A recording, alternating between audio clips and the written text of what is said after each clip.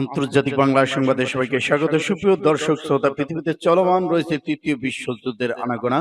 ইতিমধ্যেই চলছে পাল্টাপাল্টি হামলা। লেবানন যুদ্ধবিরতি দেওয়ার পর সেখানে পাল্টা হামলা চলছে ইসরায়েল আমেরিকা। এদিকে ফিলিস্তিনকে কেন্দ্র করে চলছে বিভিন্ন ধরনের হামলা এবং ধ্বংসযজ্ঞ। জানিয়ে দেব আমাদের হাতে থাকা সর্বশেষ আন্তর্জাতিক আপডেট বাংলা সংবাদ। শুরুতে থাকছে সংবাদ শিরোনাম, এরপর জানাবো বিস্তারিত। চীনের কর্মকাণ্ডের ট্রাম্পের ভয়, ওয়াশিংটনের বিরুদ্ধে জোট গঠনের জন্য বেইজিং এর প্রচেষ্টা।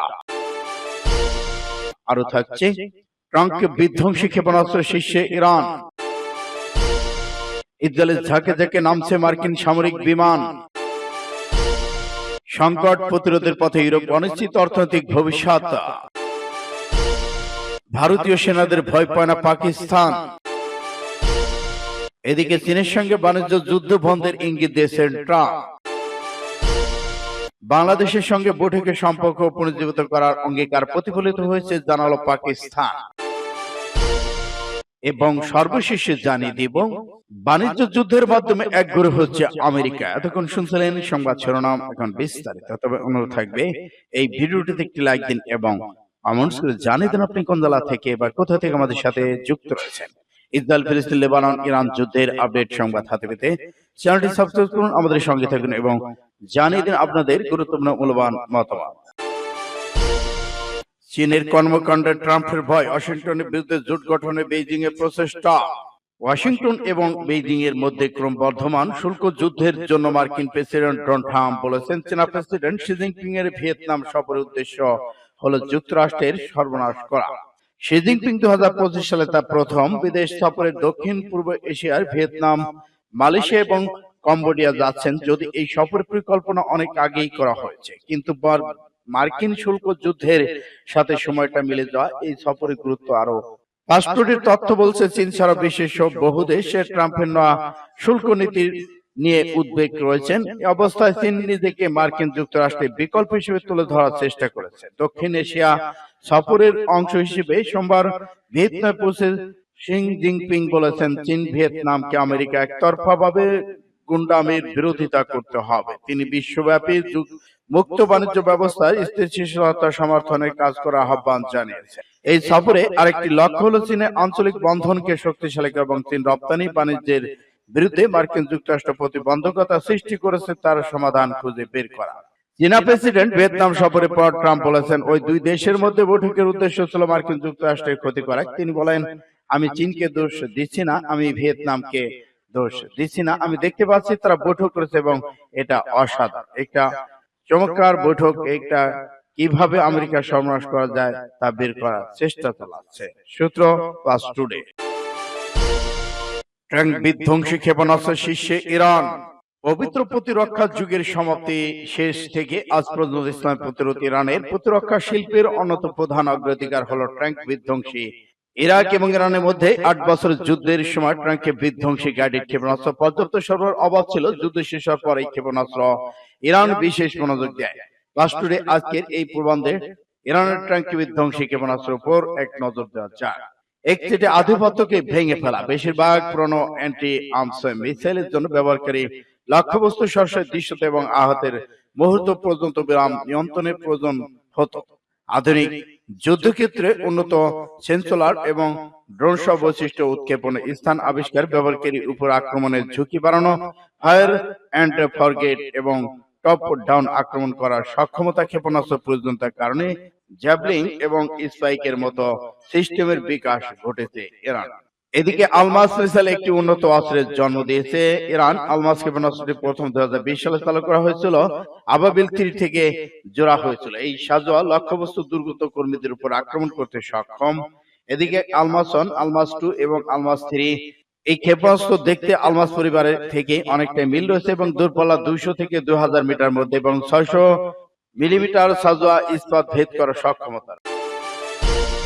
ইসরায়েলের ঝাঁকে ঝাঁকে নামছে মার্কিন সামরিক বিমান। ইসরায়েলের ঝাঁকে ঝাঁকে নামছে মার্কিন বিমান। গত 24 ঘন্টায় দেশটিতে 9টি মার্কিন সামরিক পরিবহন বিমান আরোহণ করছেন। বৃহস্পতিবার ইসরায়েলের সরকারি সম্প্রচার মাধ্যম কারণে বরাতে তুর্কি সংবাদ মাধ্যম আলোদুল এজেন্সির তথ্য। প্রতিবেদন বলা হয়েছে, তেল আবিবের কাছে একটি ইসরায়েলি বিমান ঘাঁটি এই বিমানগুলো অবতরণ করে। প্রতিটি বিমান বাংকার বাস্টার বোমা নিয়ে বোঝাই ছিল।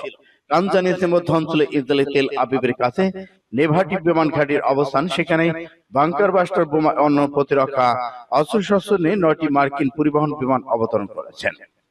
হঠাৎ করে কেন এ ধরনের বোমা নিয়ে ইসরায়েল মার্কিন বিমান অবতরণ করলো তা নিয়ে জল্পনা কল্পনা তৈরি হয়েছে। ধারণা করা হচ্ছে তেহরান ওয়াশিংটনের মধ্যে পরমাণু আলোচনা ব্যর্থ হলে যৌথ হামলা চালাতে পারে যুক্তরাষ্ট্র এবং ইসরায়েল, আর সেই ভাবনা থেকেই হয়তো এই বোমা সেখানে মজুত করা হচ্ছে। অবশ্যই এই নিয়ে এখনো মুখ খোলেনি যুক্তরাষ্ট্র। সূত্র ইত্তেফাক AM।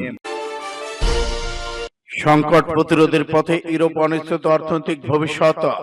ইউরোপীয় ইউনিয়ন কমিশন প্রথমবারের মতো মার্কিন সরকারের শুল্ক আরোপের ফলে ইউরোপীয় অর্থনীতিতে কি পরিমাণ পরিণতি হতে পারে তা পরিসংখ্যান প্রকাশ করেছে। জার্মান অর্থনৈতিক বিষয়ক সংবাদ পত্র দৈনিক হ্যান্ডেল ব্লাক্স লিখেছে, ইউরোপীয় কমিশন প্রথমবারের মতো মার্কিন শুল্ক ইউরোপীয় অর্থনীতিতে কি অর্থনৈতিক পরিণতি ডেকে আনতে পারে তা পরিসংখ্যান প্রকাশ করে।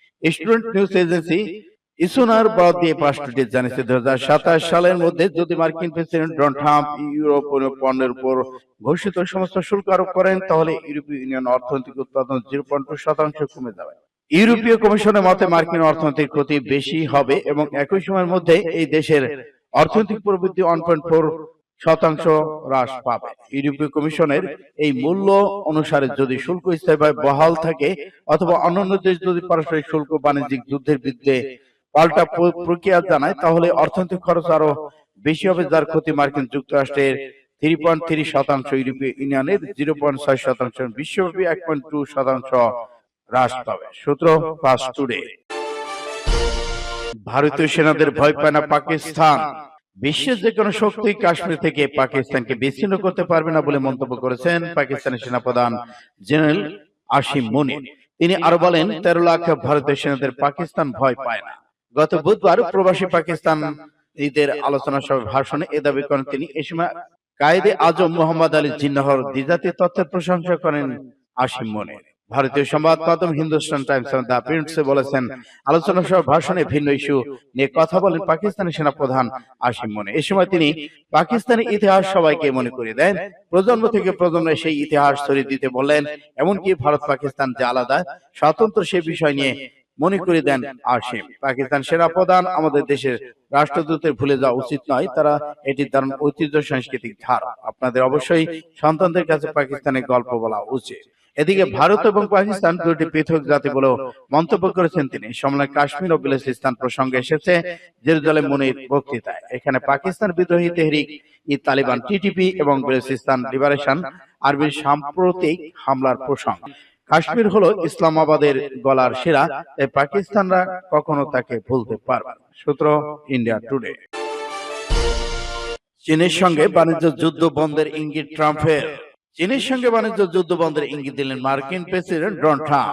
যুক্তরাষ্ট্রের চীনের মধ্যে চলমান বাণিজ্য যুদ্ধে ঘিরে স্থিতিশীলতা, বিশ্ববাজার, পাল্টাপাল্টি শুল্ক আরোপের অস্বস্তিতে রয়েছে দুই দেশের ব্যবসায়ীরাও। এমন সংকটের মধ্যে সুখবরের ইঙ্গিত দিয়েছেন মার্কিন প্রেসিডেন্ট ডোনাল্ড ট্রাম্প। তার ভাষ্যমতে চীনা পণ্যের উপর শুল্ক কমাতে চান তিনি। হোয়াইট হাউসের বিবৃতি চীনের পণ্যের উপর আরোপ করা শুল্ক নিয়ে আলাপের সময় সাংবাদিকদের ট্রাম্প এ কথা বলেছেন, সেগুলো আর বেশি হোক আমি তা চাই না, কারণ একটি পর্যায়ে গেলে মানুষ আর কেনাকাটা করতে পারবে না। মার্কিন প্রেসিডেন্ট বলেন, আমি শুল্ক কমাতে পারি কারণ আপনি চাইবেন মানুষ কেনাকাটা করুক।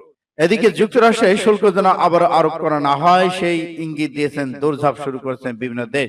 এ তালিকায় চীন রয়েছে বলে বৃহস্পতিবার জানিয়েছেন ট্রাম্প। তিনি বলেছেন, শুল্ক নিয়ে বেইজিং বেশ কয়েকবার যোগাযোগ করেছে এবং সব মিলিয়ে তিনি আত্মবিশ্বাসী চীনের সঙ্গে যুক্তরাষ্ট্র খুব ভালো একটি চুক্তি হবে। বাংলাদেশের সঙ্গে বৈঠকে সম্পর্ক পুনরুজ্জীবিত করার অঙ্গীকার প্রতিফলিত হয়েছে, জানালো পাকিস্তান। বাংলাদেশের সঙ্গে বৈঠকে দ্বিপক্ষীয় সম্পর্ক পুনরুজ্জীবিত করার অঙ্গীকার প্রতিফলিত হয়েছে বলে জানিয়েছে পাকিস্তান। শুক্রবার দেশটির পররাষ্ট্র মন্ত্রণালয়ের ওয়েবসাইটে প্রকাশিত এক সংবাদ বিজ্ঞপ্তিতে তা জানানো হয়। এতে উল্লেখ করা হয়, 15 বছর পাকিস্তান বাংলাদেশ পররাষ্ট্র সচিব পর্যায়ের ষষ্ঠ দ্বিপাক্ষিক বৈঠক অনুষ্ঠিত হলো। বৈঠকটি ঢাকার সৌহার্দ্যপূর্ণ পরিবেশ অনুষ্ঠিত হয়েছে। পাকিস্তান স্বরাষ্ট্র সচিব আমলা বালুচ এবং বাংলাদেশের পররাষ্ট্র সচিব মোহাম্মদ জসিমউদ্দিন বৈঠকে নিজ নিজ পক্ষের নেতৃত্ব দিয়েছেন। বৈঠকে রাজনৈতিক, অর্থনৈতিক, সাংস্কৃতিক, শিক্ষাগত, কৌশলগত সহযোগিতা সহ নানা বিষয়ে মত বিনিময় করা হয়। পাশাপাশি দুই দেশের অভিন্ন ইতিহাস, সাংস্কৃতিক বন্ধন এবং জনগণের অভিন্ন আকাঙ্ক্ষার উপর জোর দেওয়া হয়েছে। নিউ ইয়র্ক, কায়রো, সমঝোতার জেরে সম্প্রতি এই দুই পক্ষের মধ্যে উচ্চ পর্যায়ের যোগাযোগ নিয়ে সন্তোষ প্রকাশ করা হয়েছে। ওইসব যোগাযোগ দ্বিপক্ষীয় সম্পর্ক পুনর্জীবিত করার ক্ষেত্রে সহায়তা করেছে বলে জানিয়েছেন পাকিস্তান। বিজ্ঞপ্তিতে বলা হয়, উভয় দেশের দ্বিপক্ষীয় চুক্তিগুলো দ্রুত চূড়ান্তকরণ এবং নিয়মিত প্রাতিষ্ঠানিক সংলাপ, বাণিজ্য, কৃষি, শিক্ষা সংযোগ বৃদ্ধির উপর গুরুত্ব আরোপ করা হয়েছে। পাকিস্তান তাদের কৃষি বিশ্ববিদ্যালয়গুলোতে শিক্ষার সুযোগ দেওয়ার প্রস্তাব দিয়েছে বাংলাদেশকে। অন্যদিকে বাংলাদেশ মৎস্য সামুদ্রিক বিষয়ে কারিগরি প্রশিক্ষণের প্রস্তাব দিয়েছে। পাকিস্তান বেসরকারি বিশ্ববিদ্যালয় ভিত্তিক প্রস্তাবে বাংলাদেশ কৃতজ্ঞতা স্বীকার করেছে এবং শিক্ষা খাতে ও গভীর সহযোগিতার প্রয়োজনীয়তা তুলে ধরেছেন। এই বৈঠকে দুই পক্ষ করাচি চট্টগ্রামের মধ্যে সরাসরি নৌযান চলাচল শুরু বিষয়টিকে স্বাগত জানিয়েছে। দুই পক্ষ সরাসরি আবার আকাশপথে যোগাযোগ চালুর উপর গুরুত্ব আরোপ করে ভ্রমণ ভিসা সহজীকরণ অগ্রগতি প্রতিও সন্তোষ প্রকাশ করেছে দুই দেশ। দেশটির পররাষ্ট্র মন্ত্রণালয় ক্রীড়া, গণমাধ্যম, সাংস্কৃতিক বিষয় বড় পরিসরে সহায়তা, বিভিন্ন সমঝোতা স্মারক নিয়ে বৈঠক আলোচনা হয়েছে। উভয় দেশ সার্কের কার্যক্রম পুনর্জীবিত করার পক্ষে মত দিয়েছেন। ডলারের আধিপত্য হ্রাস, বাণিজ্য যুদ্ধের মাধ্যমে একগুঁড়ে হচ্ছে আমেরিকা। পাস্টুডি একজন চীনা বিশেষজ্ঞ বলেছেন, মার্কিন শুল্ক যুদ্ধ বাণিজ্য লেনদেনে ডলারের আধিপত্য হ্রাসের প্রক্রিয়া ত্বরান্বিত হতে পারে। সম্প্রতি মার্কিন প্রেসিডেন্ট ডোনাল্ড ট্রাম্প নতুন শুল্ক আরোপের ঘোষণা দিয়ে বিশ্বজুড়ে বিভিন্ন দেশের বিরুদ্ধে একটি বিস্তৃত বাণিজ্য যুদ্ধ শুরু করেছেন। পাস্টুডির তথ্য মতে, সাংহাইয়ের East China Normal University Center for Russian স্টাডিজের বিশেষজ্ঞ জং উরুনি এক বিশ্লেষক হিসেবে মন্তব্য করেছেন, মার্কিন যুদ্ধ শুধু বিশ্বব্যাপী রিজার্ভ মুদ্রা হিসেবে মার্কিন ডলারের অবস্থানকে দুর্বল করেছে এবং ডলারের আধিপত্য হ্রাসের প্রক্রিয়া ত্বরান্বিত করেছে। শুল্ক যুদ্ধ জোরদার হওয়ার প্রেক্ষাপটে মার্কিন ডলারের আধিপত্য নিয়ে উদ্বিগ্ন দেশগুলোর মধ্যে ঐক্য জোরদারের সুযোগ তৈরি হয়েছে। এসব দেশ ডলারের আধিপত্য কমাতে কার্যকরী পদক্ষেপ গ্রহণ করতে সক্ষম হবে। তিনি আর বলেছেন, বর্তমান পরিস্থিতি চীন, রাশিয়া এবং ব্রিক্স গ্রুপের জন্য অন্যান্য ডলারকে বাদ দিয়ে লেনদেন করার সিদ্ধান্ত পুরোপুরি বাস্তবায়ন সহজতর হবে।